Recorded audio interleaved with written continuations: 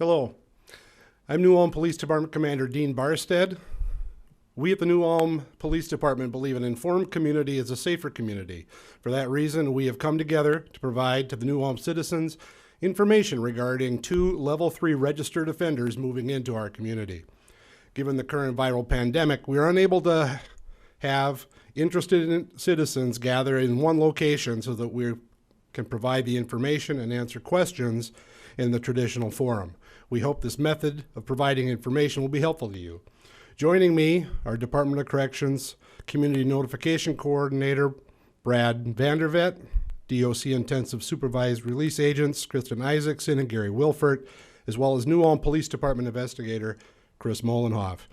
Each will provide information so that you can be more knowledgeable about the Predatory Offender Registry Program, what supervision of the offenders will entail, and specific information regarding the 2 offenders returning to our community.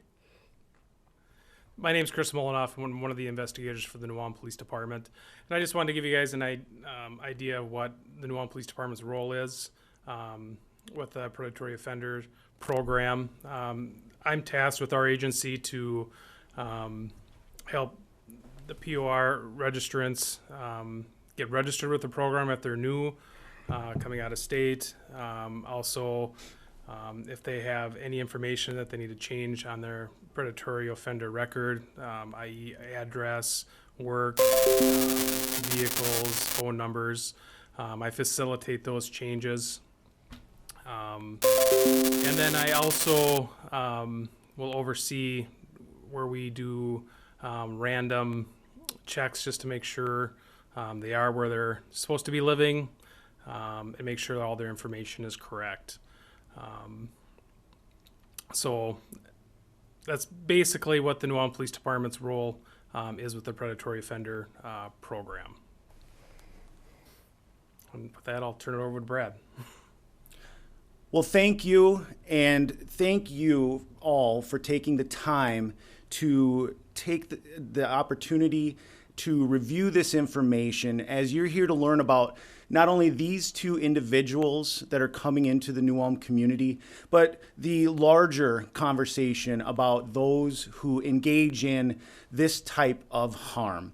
And so what I'd like to do is really, for you today, cover basically 3 distinct parts of my presentation. I want to talk first about some of those underlying things that got us to the point where we are today with notification meetings and things of that nature. Then I'll use that information as we go forward and discuss the men you're here to learn about. So you can use that as kind of an overview for the information you'll be receiving. And then I'll go on to some resources that are available to get you started as you use this to augment and adapt your family safety plans. So I think the best place to begin with a meeting like this is with what we really all kind of know as a society. And what we know and what we understand is that those who engage in harm, in physical harm or sexual harm, they exist. And as I'll get into information here, you'll see that they exist in and around all communities within and beyond Minnesota. And so really the question I'm here to hopefully answer and shed some further light on is, what are we as a state and local community agencies and so on doing to address these things that we've learned over the years of research and study that have been conducted? And so I think the best way to really kind of start that conversation is having a mental image of a funnel. Think of a funneling effect. What we know is that of those engaging in sexual harm, that only a percentage of those incidences ever go on to even be reported to law enforcement. And of those that get reported, only a percentage go on to be charged out. And of those charged, only a percentage of those will go on to receive convictions. And of those that are convicted, only a percentage of that group will go on to cross the threshold or enter into our prison systems. And so as you're looking at this information, I want you to have the specific focus and attention on these men, but also that broader focus too, so that we're applying our resources as best possible and as broadly as possible. So in the 1990s, the state and actually the federal government as well really began to make some pretty significant shifts in how they were identifying and dealing with and managing those deemed predatory or sexual offenders. And so in 1991, one of the first real pillars of the state's risk management system came online, and that was the registry.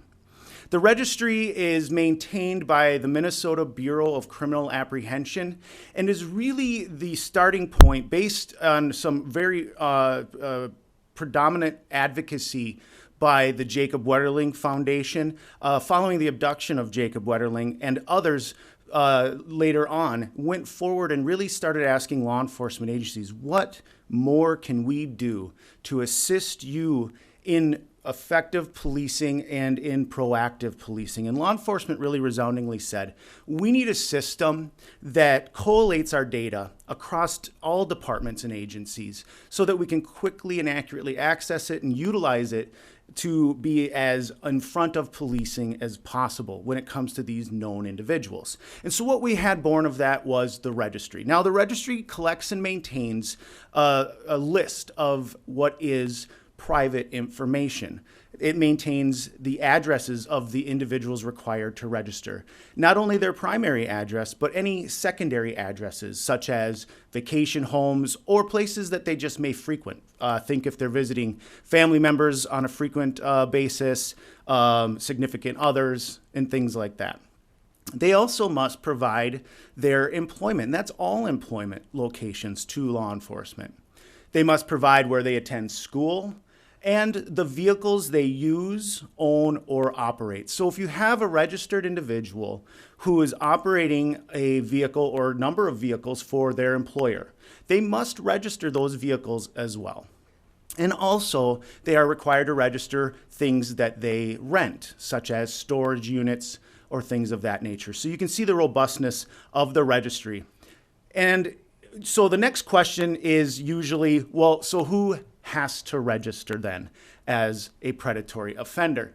And the registry is for those who have been charged with or convicted of a sex offense, crimes against children, sexual crimes, and also kidnapping or false imprisonment. And this is why the name change occurred. It used to be known as the Sex Offender Registry, but Minnesota saw the value in the ability of law enforcement to really have this access to this information quickly, and they expanded it to include these other offenses. And so they changed it to the Predatory Offender Registry. And really, I think the best way to kind of keep it straight in your mind is just to think that all sex offenders are predatory offenders. Not all predatory offenders are sex offenders. And so it's just a way to kind of keep it straight, why we changed the name and so on. Like I'd mentioned, the information on the registry is for law enforcement purposes only. However, for meetings like this, I'm able to take kind of a flyover view and just kind of take a look at what's going on in and around neighboring communities. And I use this to really emphasize that funneling effect that I spoke about earlier. And you can see in Minnesota, as of the first of the year, we had approximately 18,798 registered predatory offenders in our state. And as of yesterday, when I pulled these numbers, and I really do want to emphasize, these numbers are dynamic. They're constantly changing because these individuals move with some relative frequency.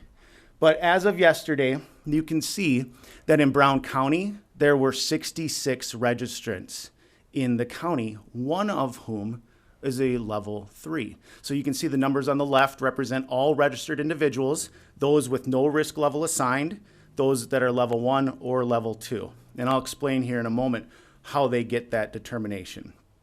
You can see here in New Ulm, 44 registrants are reporting living within the New Ulm area, and the one level 3 that we just spoke about in Brown County is reporting here in New Ulm as well. And you can see your other neighboring communities on the left. Again, those are all the total registrants. On the right is those registrants that are subject to broad public notification. You'll see that in Wantawan and Redwood counties, there are no level 3 or subject to broad public notification individuals. But I would not want the folks from those areas to have a false sense of safety either. Because as we know, and as we'll discuss here coming up, these individuals are traveling with some frequency for purposes of work, school, education, treatment. They're entering and leaving communities all the time. And so that broad awareness is just so critical.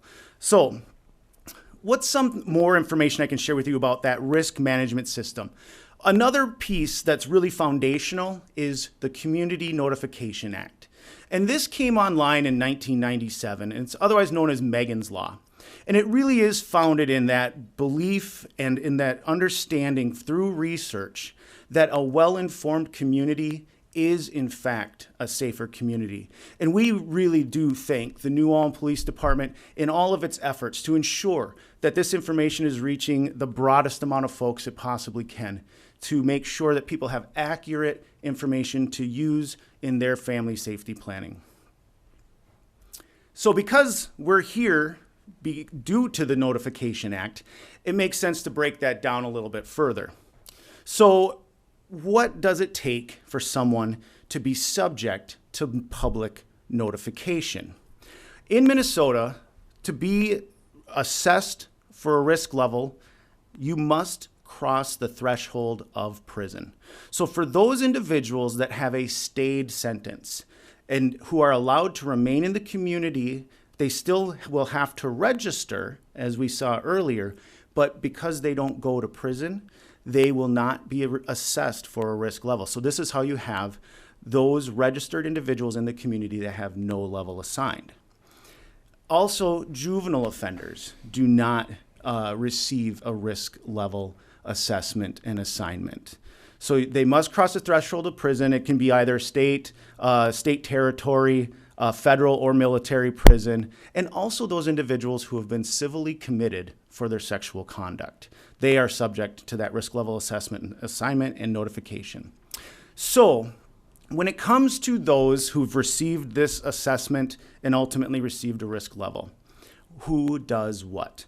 Well, the Minnesota Department of Corrections is tasked with assessing and assigning that risk level. And the way they do that is by utilizing our risk assessment tool here in Minnesota known as the MinSOST, the Minnesota Sex Offender Screening Tool. And this tool is born out of a couple studies that have been conducted in our state that went over decades and ultimately followed over 5,000 known sex offenders into the community for that period of time. It started in 1990, at least the first portion of the study, and ended in the early 2000s. And then a follow-up study in 2012 was conducted. And ultimately, this is what is used to determine risk factors. So when I say somebody has a lower amount of risk factors, known predictive risk factors, I'm speaking to that core group from that study. I'm saying that this person has a known lower level of risk factors as compared to their peers in the study, a moderate level or a higher level. So once that risk level has been determined and assigned, then the task hands off to law enforcement. Law enforcement will provide public notification within the scope of the level assigned. So for risk level 1, law enforcement will notify other law enforcement agencies.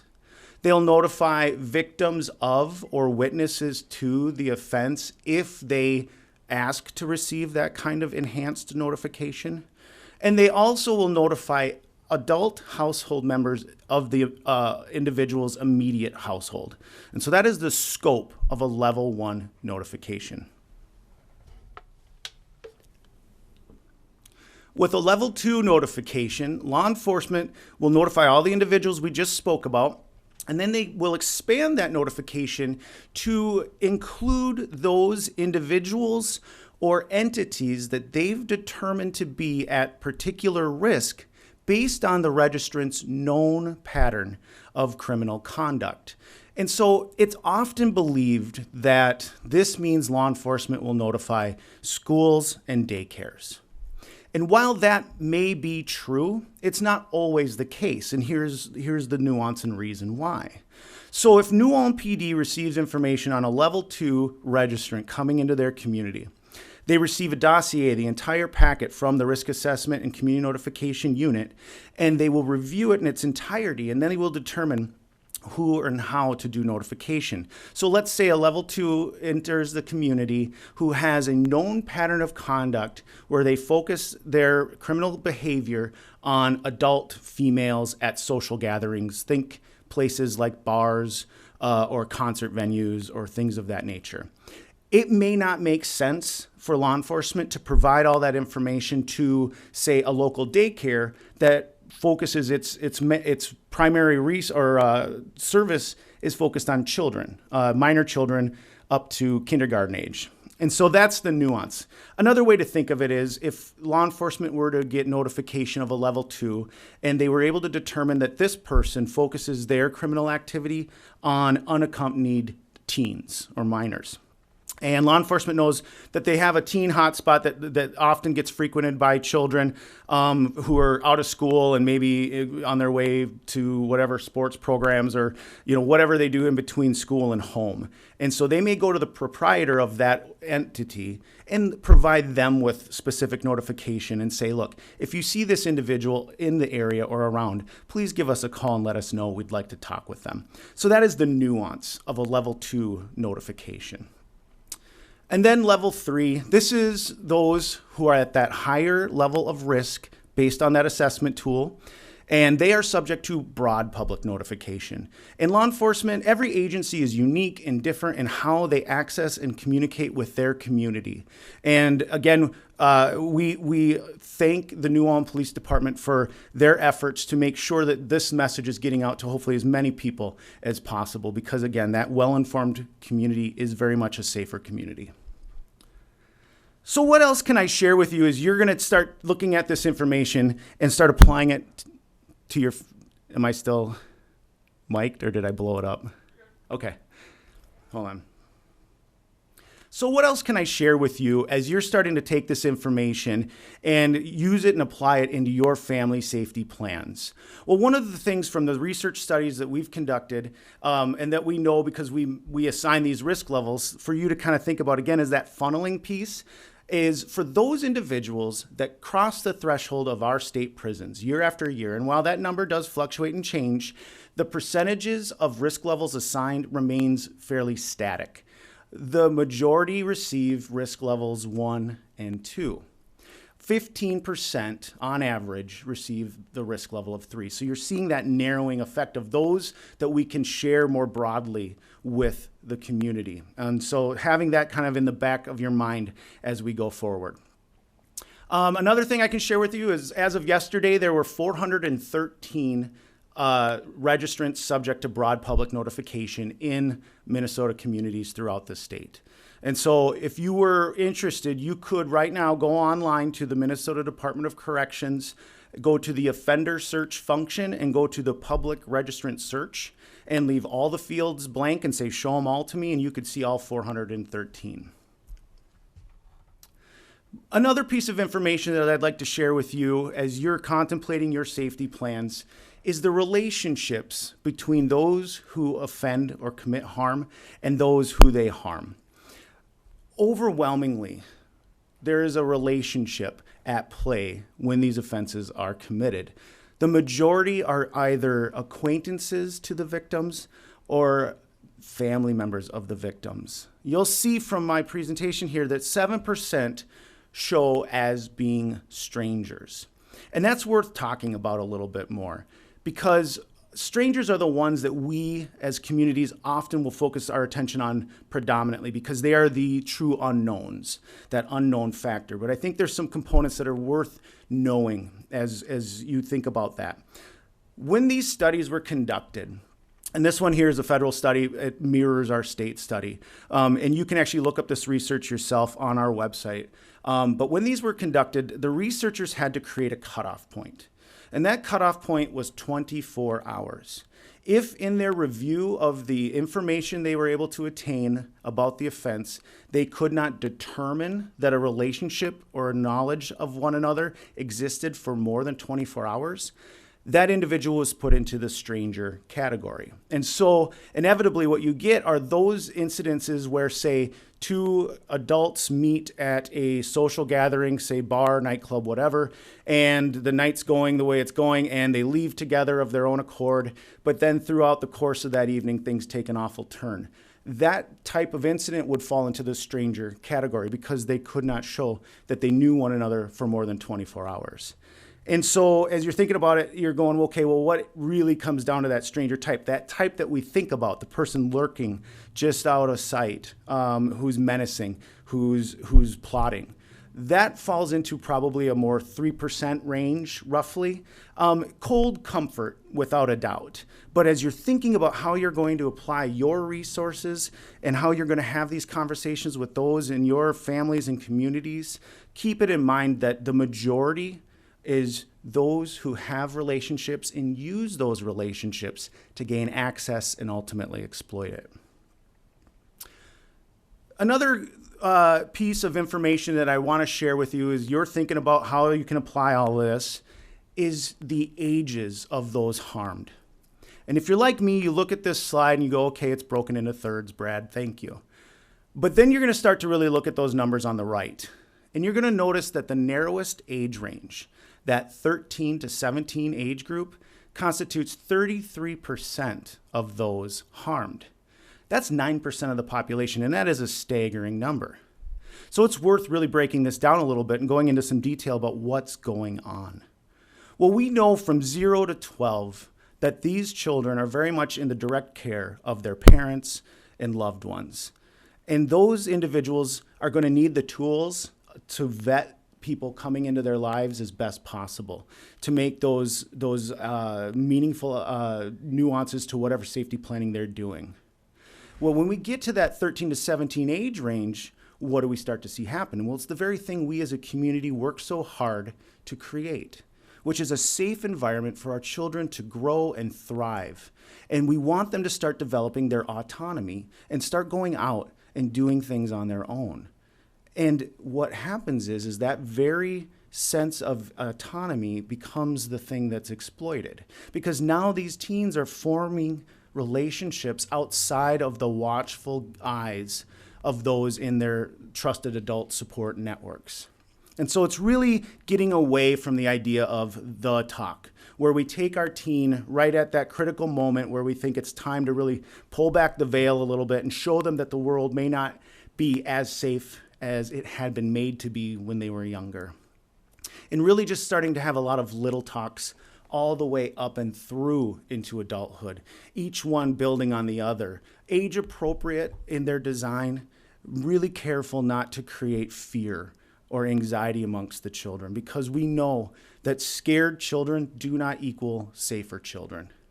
And so utilizing resources like the Jacob Wetterling Resource Center and other programs I'll share with you here coming up is going to be critical as you're building this information into your family safety plans and how you're going to talk to those you care for and love.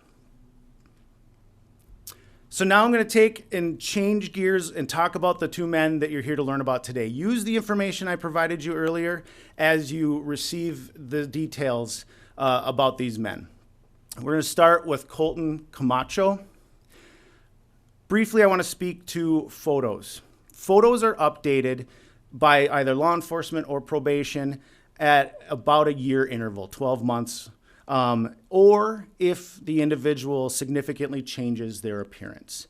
And so once those photos are updated, law enforcement or probation parole will put them up to the BCA, and then I will attain them and put them onto the web for as long as they remain subject to broad notification, so that you always have an accurate photographic depiction of what this person looks like.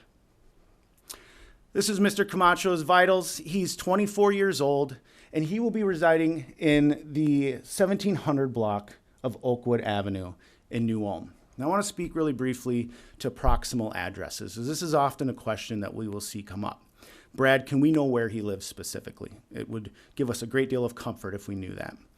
And here's the answer, is that we, because it's private information, aren't able to share that. But what we know from our experiences of doing this is that the community will very much become, if they're not already, aware of Mr. Camacho and where he lives. And they will share amongst one another of this information, and that is just fine. What we do not want is for somebody outside of the New Ulm community who has no stake in what goes on here, attaining that information and using it to play out some revenge scenario or some vigilante thing that has no benefit to what you folks are doing here. So this is the reason why we do the proximal address. This is Mr. Camacho's registrable offense history. This is not an exhaustive criminal history, and it's on the fact sheets that you've already been provided. So I'm going to really just get right into the details of what happened. In 2019, Mr. Camacho was convicted of prostitution, hiring or agreeing to hire here in Brown County. 3 different counts, 3 different victims, for an offense that occurred in 2017. He was charged with 3 counts of criminal sexual conduct first degree and criminal sexual conduct in the second degree. And the reason why it's important to really differentiate that is because those charges are what required registration. The ultimate conviction would not, had it been in and of itself. So let's get into the details of what happened. During his offense, Mr. Camacho met up with 3 teenage female victims. Their ages ranged from 15 to 16. He knew these females and used that relationship to gain and achieve comfort with them to the point where they got into his vehicle and they drove around together for a period of time. Over that course of conduct, over that period of time, things took an awful turn, and he engaged in sexual violence against each of these young children. And for his crime, he received 3 different sentences, 1 for each victim. The first was a 17-month commit, the second a 19-month, and the third a 21-month, run concurrently. So you can see that each victim compounded onto the next, and ultimately his governing time is 21 months. And so this is an opportunity for me to talk a little bit about determinate sentencing. And so one of the questions we often get in meetings like this is, why do people that do these kinds of awful things, that shock the conscience, why do they come out? And the answer is determinate sentencing. In the state of Minnesota, we have structured our sentences so that if someone goes to prison, they serve 2/3 of that sentence in the institution, in the prison facility, and then 1/3 will be served by law in the community under the watchful eyes of their assigned agents. The way it had been done prior to that in the 80s was through a parole board. And what would ultimately happen is, for those that really shocked the conscience, it was very difficult for them to get approved parole. And what would happen more often than not is that they would serve the entirety of their sentence in prison. Now, the sentiment is usually good, but the reality was that it was very ineffective, because what was happening was that these individuals were going through, serving out their time, and then at the end being walked to the front gates of the institution and told, don't come back. And our recidivism rates reflected how ineffective it was. So now this new model of, well, it's not so new anymore, but this current model that we're using of determinate sentencing allows the opportunity for the individual to take the skills that they've been achieving and attaining in the institution and then applying them in the community under that watchful gaze of the supervising agents. And if they fail to meet even some of the more standard expectations, not criminal conduct, but just conduct that would violate their conditions of release, curfew violation, breaking a rule, something of that line, they may go back to serve more of that time. So that's just something I wanted to break down when it comes to why they come out and what the method or the rationale behind that is. Mr. Camacho's prison chronology is in October 2019, he entered due to his sentence. And in early this year, he was assessed and assigned that risk level of 3. And he will be coming out for that final third onto intensive supervised release on the 13th. Mr. Camacho will be under correctional supervision until November 10th of this year. and he will be on the registry until 2030. Okay, I'm going to switch now and speak about the other man you're here to learn about. This is Dino Bastain. Again, same thing with the photos. This is Dino's vitals. He's 48 years of age, and he will be residing in the vicinity of Broadway Street North and 13th Street North here in New Ulm. This is his registrable offense, again, available on the fact sheets that you've been provided. So we'll get into the details. In 2008, he was convicted of criminal sexual conduct second degree in Candy, Ojai County for a 2006 offense. That offense was against a 9-year-old female victim who was very much known to him. He used that relationship to get access to and exploit the access he had, and he used manipulation and force to gain compliance.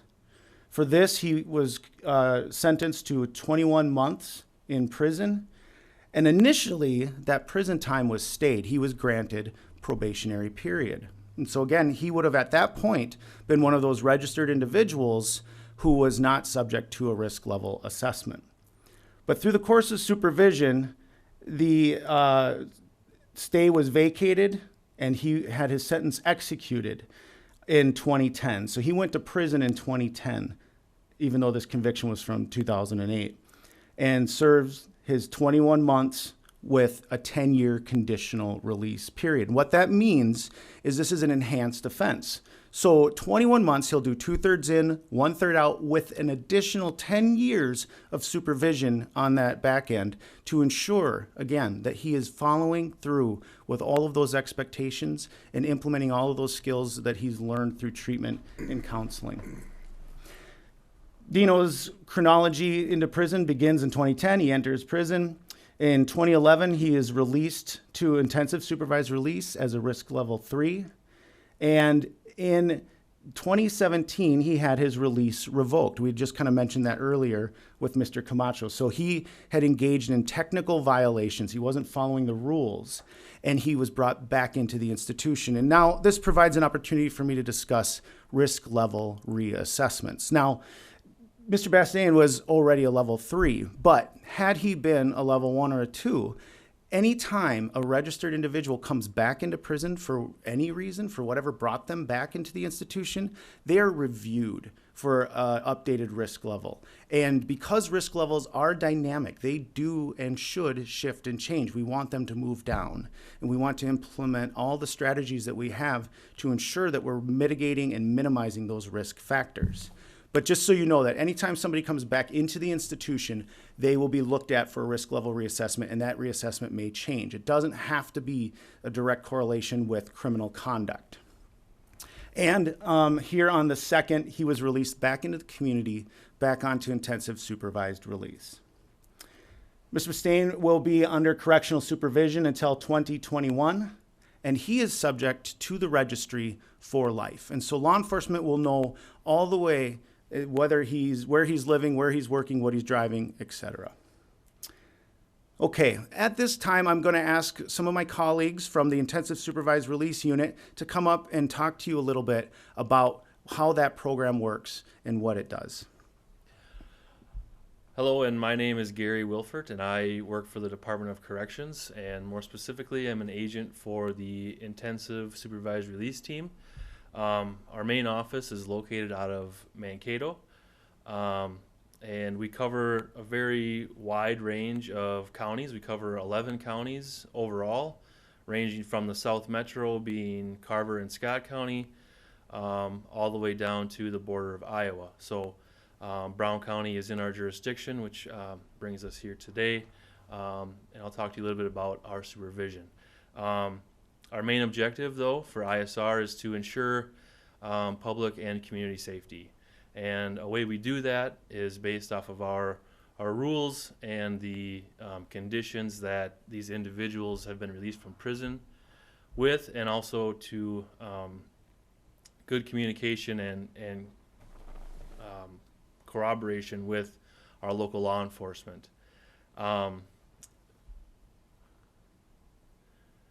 To start, again, as Brad has talked about initially, is kind of how they get here. how they've come to Brown County and in this community.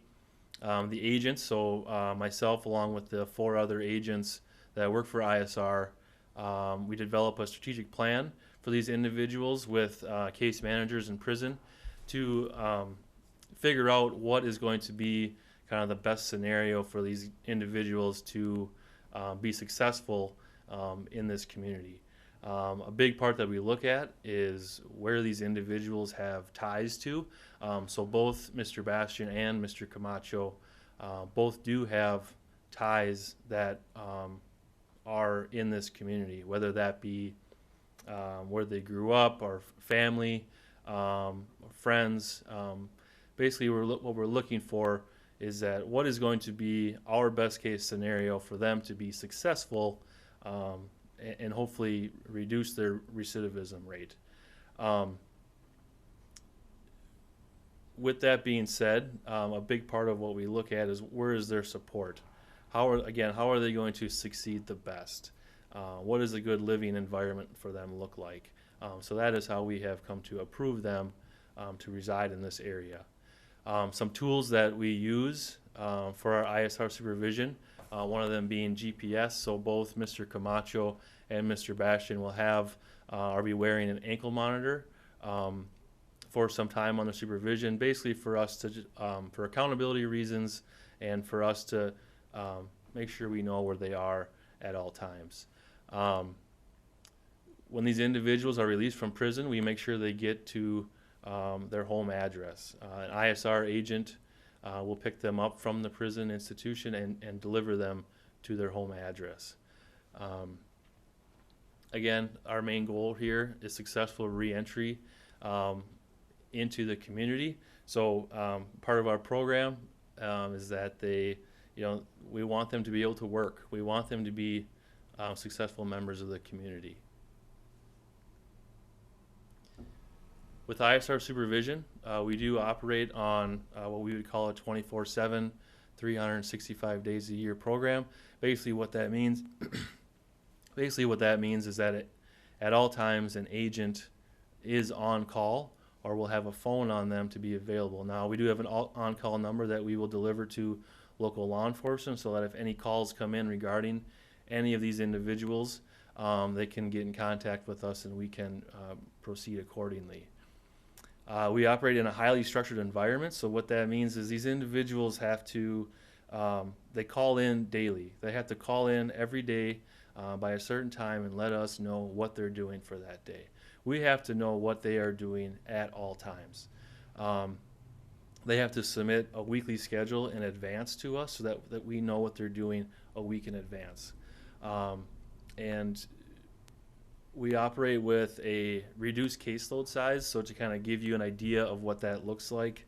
An individual Department of Corrections office will have what we call a low, medium, and high risk caseloads, and those caseloads can range anywhere from, say, 50 to 60 people up to possibly 120 people. But with ISR, we operate off a very reduced caseload, meaning we have probably a maximum of 15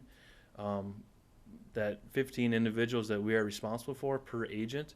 So this allows us to really get to know these people. We see them frequently, up to 2, 3, sometimes 4 times per week.